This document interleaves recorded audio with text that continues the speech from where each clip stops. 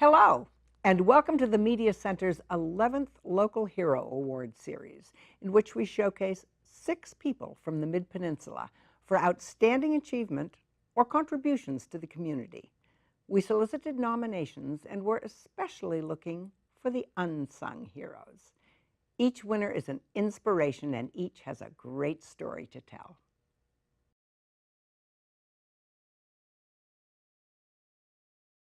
Margo McAuliffe was a math teacher at Menlo Atherton High School. When her husband retired, he begged her to retire too, so they could spend more time together, which she eagerly did. But fate had other plans for her, plans of tragedy and of triumph, dreams dashed and dreams come true. In 2005, she embarked on a journey that would result in the creation of a nonprofit that educates young people in Kenya. It's called Can You Help, as in, can you help? And it is now her full-time occupation and passion. Margo, tell me about your retirement plans and how they panned out. Well, 6 months, I had planned to spend time with my husband, but 6 months after I retired, he had died. And then I was kind of left. It really devastated me. It took me a good 3 years to even kind of get my bearings. And I tried volunteering in various things and nothing quite panned out. But all the time there was this nagging memory of dreams of teaching math to girls in Africa. And so a friend of mine told me about a priest, Father Caridi, and we emailed back and forth. And he invited me to come. So I went in September of 2005. For my initial visit, which was only a couple of weeks. So you got on a plane and went to Africa with certain expectations based on dreams. What did you find and how did what you find meet with your expectations? Well, actually, I didn't know what to think. I didn't know what the school would be like. I didn't know where I would be living. Well, I'd be living in a little round hut and sleeping on the floor. As it turned out, I had very nice accommodations in the rectory, but I didn't know that. The school that I went to, which is called Archbishop Ndingi, which at that time was a mixed boarding school for boys and girls, looked like it'd been through a war zone. It was really not trashed, but it just, the word looks like dingy, and that's what it looked like. But the people were wonderful, and once I got over the initial shyness and they with me, we had wonderful times, and I just loved them. The kids were so appreciative, and they'd never had a white person come and teach them before. So that was really special for them and incredibly special for me. And I would just ask teachers, can I teach your class? What are you talking about at this hour?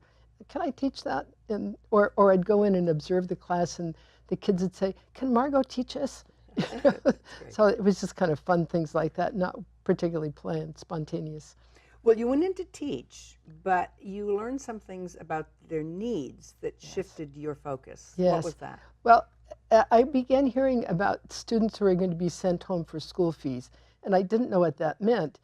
And they explained that kids come with only partial fees, and the parents promise to pay what they can, and then sometimes they don't pay. And they have to send the kids home to get more money because the food has to be bought and the teachers have to be paid. So they said that there were about 6 kids who probably wouldn't be coming back because their parents couldn't pay, mostly single moms. So I asked to interview them, which I did. And they were wonderful kids, and they all had dreams of what they wanted to be. They wanted to be nurses or engineers. One boy wanted to be a priest. And it just broke my heart. So on each case I said, I'll see if I can, I said, I'm not making any promises, but I'll see if I can find a sponsor for you. And then there was another boy that I was told about who'd already gone home. His father had died when he was in elementary school. His mother died while he was sitting for the 8th grade exam. And he was a very bright boy, but he had only a sister who supported herself selling vegetables in the market, and she couldn't pay his school fees. So what did you do and what happened? So when I got home, I first thing I did when I walked in the house was call my daughter and tell her I was home safely and so on. And naturally, she wanted to know what was going on, what I had experienced, and I told her. And she said, well, how much does it cost to support a child, Mom? And I said, at that time, it was $650. It's now $800. And she said, oh, Tommy and I'll do that. And I said, wow, I didn't expect that. And then I called my son with a similar conversation. And he said, yeah, we can do that. And then I called a friend, and she asked me a lot of questions, and we talked, and she said, well, how are you going to raise this money for these kids? And I said, I don't know. Maybe I can use some of my tutoring money. I don't have any idea.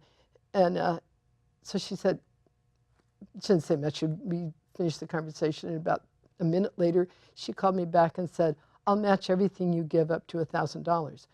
And so, like, that was within 20 minutes of the time I'd walked in the door. So And you it just went took in. off from there. You went, yeah, sure did. You went in expecting to teach, Yeah. and came out as a fundraiser. One of the things that I learned is that they had very good teachers, and that I had really planned to go there for a year. So my first trip was to exploratory, and then I would see whether I thought I could live there and what it would be like. And I said, I can't do that because I would be replacing somebody. That person would lose their job, and I can't do that. And so that's when I said to Father Caridi, you don't need me to come here and teach math. You need me to go home and raise some money. Oh, in the meantime, I forgot part of my story. I also learned that they had been phasing the girls out. So there were only girls in the last 2 years. No girls had been taken in for 2 years. So freshman and sophomore, forms 1 and 2. And I was outraged because my whole issue is educating girls. And I actually said, are you nuts? So what are the girls going to do? And he said, we have a plot of land, and we hope to build a new high school for them, but we don't have any money.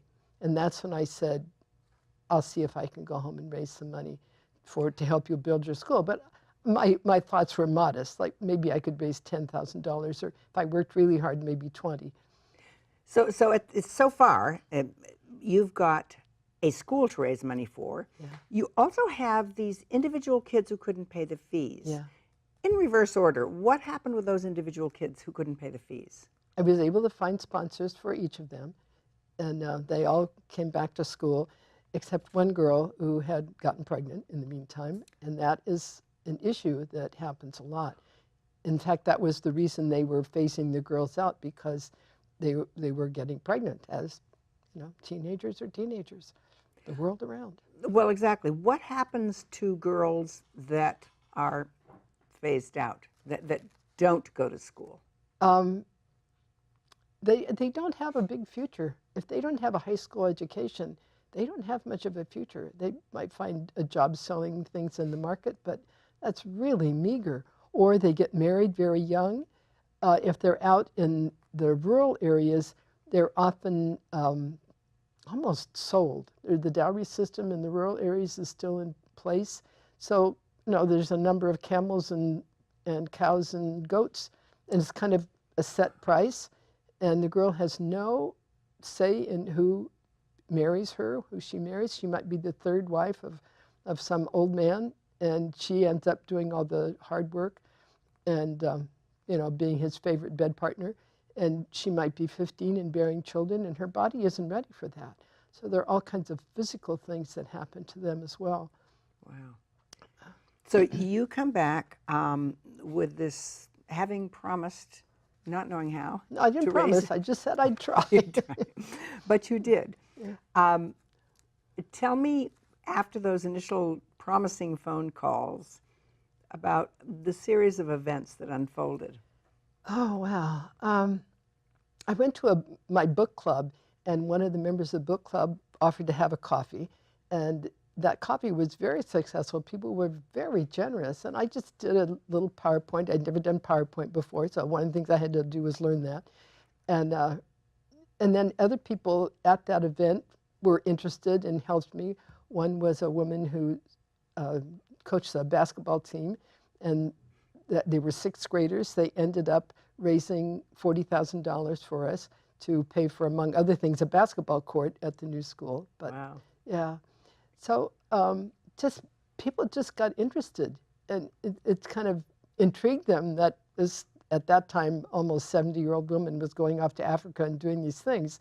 And I was hiking on the hill up by the dish, and a friend of mine said, "Gee, I haven't seen you for a while, Margaret. What have you been doing lately?" And when I told her, she said, "Oh, I want to help you."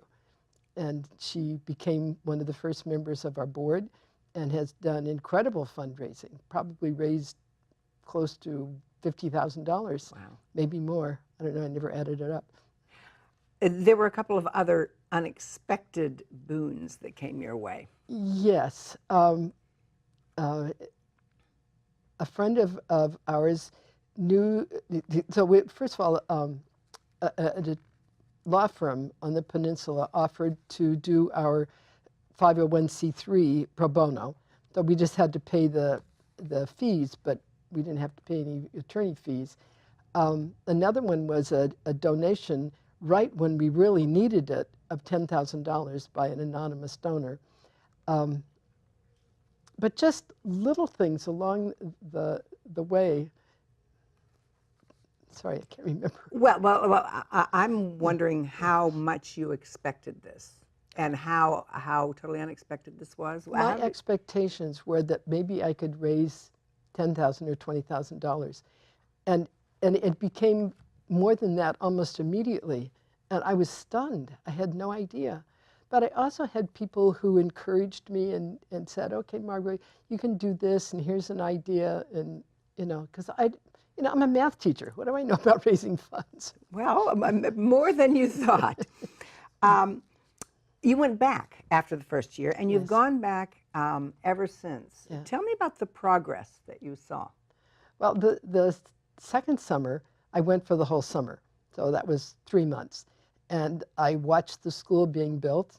Father Creedy and I did a groundbreaking little ceremony. And so I was at the site of the girls' school a lot, but I was also back at Archbishop Dingy teaching. And I instituted something, because August is a school break there. I instituted what they call tuitioning, which it was like an opportunity for kids to come. And I just said, anybody, any high school kid who wants to come talk about math, will work for 2 or 3 hours. In the first year, I think I had 10 or 12 kids. And we did it at Archbishop Dingy. And the kids just came. And one of them was a boy that I hadn't met. He didn't go to that school, but he had heard that I was going to do it. And he used to meet me at the rectory door where I stayed and walk up the hill with me to Archbishop Dingy. It was about a 35-minute walk. And he's a boy I got to know very well. And we ended up supporting him. He has now finished his 3-year medical training and is a community health worker, supported all these years by Can You Help? You also have done work with the orphans that was a little bit separate. Yes. So after the second year, I moved into the orphanage, which is in the compound of the parish. So again, about 35-minute walk from Archbishop Dingy. And at that time, there were about 35 kids ranging in age from less than a year to maybe 14 or 15. And so over the years, I've watched those kids grow up. And now they call me Shosho, which means grandmother, or just Shosh. Oh, that's nice. I talked to one on the phone the other day, and he says, "Hi, Shosh." So we promised those children that we would educate them to the degree that they were capable. And there's a huge range from 2 girls who are learning to knit in a school that will teach them these really basic skills. One of them actually hasn't been able to master that and has had to leave. 2 kids who are in medical school. Wow. And there's a girl studying engineering in India. There are kids doing nursing, medical technology, communication. I'm thinking of some of the things in your programming, not just the building, that you have kind of instituted that reflect their needs. What are some of the needs, psychological and otherwise, that these students have that we might not think of? I'm thinking you bring in kind of role models. I well, yes, I like to model my own teaching style, which is much more interactive. The teaching style there tends to be kind of rote learning, and you memorize a process instead of understanding the mathematics involved. So that's my teaching style. And I just noticed the other day someone had left a message on our message board. A student I taught at some point, I don't even remember this boy, but he said, I finished my high school and took the KCSE, and I did very well. Thanks because you taught me the math in that tuitioning program that I did in August. So, and that program is going, we have about, I think we had about 35 kids this summer, and I involved some of the children in the orphanage to do some of the teaching. One boy who's studying to be a teacher of math and science, another boy who's doing the medical, and he did biology, and another teacher, math teacher came in because we had a lot of kids doing math. So that program has really grown and prospered. I'm thinking also about self-esteem, for lack of a better word, and Yeah. and how you approach that, and how different that is from in the U.S., for example. Well, it's not different in the U.S. in that girls have this sense that they're not good at math. And I just say, I'm a girl. I like math. And often the math teachers are women. I say, Madam so-and-so is a girl. She likes math. She's good at math. You can do math. And I really try to encourage them and let them know that they can do it. And I think that I do it with both the boys and the girls, but, my heart is with girls. When you look back at this incredible sequence of events, is it more, what is the role of serendipity as opposed to, I'm going to do this, I'm going to do this, and how much did things fall into your lap, and what has that done to your worldview? Well, I would say more of the serendipity things are things that have happened outside of the school, where people would invite me to their homes for events, and sometimes I wouldn't know that it was going to happen. For example, the gate man at the school became a friend because I used to give him books. He loves to read. And he invited me to tea at his home. And when I got there, there was a room full of women. And it turned out they were there for what they call a mutual, I forget the term they use, but they meet once a month and contribute money, and the hostess gets that money. So once a year or so, they get a nice pot of money. And but this particular one was also welcoming his son into manhood. So there was this whole ceremony that was going on. I thought I was just going to tea, but I could see, how, and the father came in, and he was asked to give his son to the women were giving his son to him because the mothers raised him to begin with. And there was all this kind of back and forth and teasing going on. It was just wonderful, and the kind of opportunity that, how would I ever have that? If you look back to, let's say, your last year teaching math at MA, if somebody had described what you just described and said, this is going to happen to you, what would you have thought? I thought, to me? I don't think so, because I never would have imagined at that point that I would be teaching any place. I thought I was going to be with my husband. So it's just like a whole world that happened really because of his death. And it's a gift in a way of him to free me to do that. And I couldn't ever say that I was glad that he died, because I wasn't. But this has been another lifetime of experience for me that I would never have had. What have you learned? How have you changed over these years? Oh, wow. Let me count the ways. I think the thing that I continue to learn is how not to be the ugly American who comes and knows everything they should do, and why don't you do this and you do this way, without knowing their own culture and mores, and being much more sensitive. And that's an ongoing learning opportunity. And I every once in a while still stick my foot in my mouth. But I'll just tell you one fun thing that happened the very first year. I'd been told that I needed to wear skirts by a girl who'd been in Lesotho in the Peace Corps. So the first day I went to Dingy was on a Saturday, and I wore my jeans. Father Caridi told me it was okay. So I said to the teachers that I was talking to, these are women, I said, don't worry, I did bring skirts because I understand African women don't wear pants. And they said, that's not true. They were outraged, and I thought, well, I don't know, I understand why they're so outraged. Well, it turns out pants means underwear to them. Right. So after we sorted that out, we laughed, and it was a wonderful icebreaker. And those women have become, and still are, best friends, you know. But it was all just because we had that funny experience. But that sort of thing of just not understanding the more, and they call them trousers. They do wear trousers in Naivasha. Right, right. What about life lessons, as it were? I guess I'm searching for wisdom for people who may now be where you were, which is looking at retirement. Is there an encore career? Because there are a lot of people, increasing numbers. What do you have to pass on?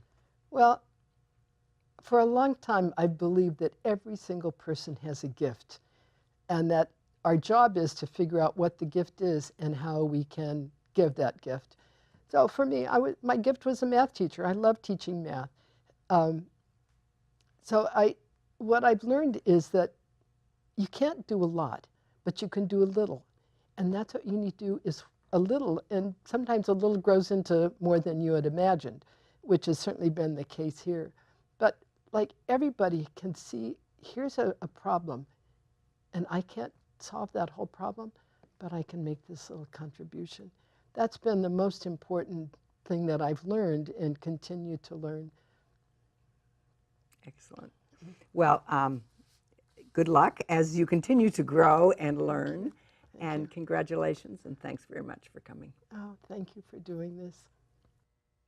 Do you know someone who has overcome significant hardship and has an inspiring story to tell?